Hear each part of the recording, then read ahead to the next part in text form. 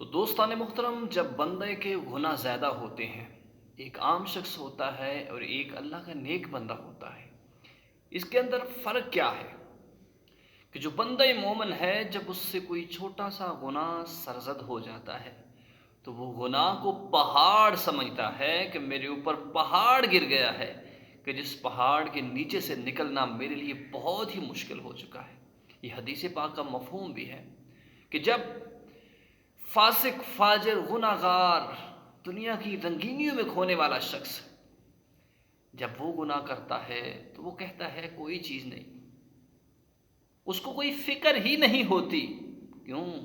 کہ دنیا کی طرف اس کا دل مائل ہو چکا ہے۔ بندہ مومن جو ہے، اس کا دل اپنے رب کی طرف مائل ہے، اور وہ ہر لمحہ ڈرتا ہے کہ مجھ سے کوئی ایسی لغزش نہ ہو جائے، کوئی ایسی گناہ نہ ہو جائے۔ اگر گناہ ہو بھی جاتا ہے تو وہ رو رو کر، اپنی آنکھوں سے آنسو بہا بہا کر اپنے رب سے معافی طلب کر لیتا ہے۔ لیکن جو فاسق ہے، گنہگار ہے، فاجر ہے، جھوٹ بولنے والا ہے، ہر گناہ کرنے والا ہے، اس کے آگے گناہ کچھ بھی نہیں۔ گناہوں کو، چھوٹے سے بڑے گناہ کو کوئی ترجیح نہیں دیتا۔ تو دوستان محترم، ہر لمحہ، ہر وقت اپنے رب سے توبہ کیجیے۔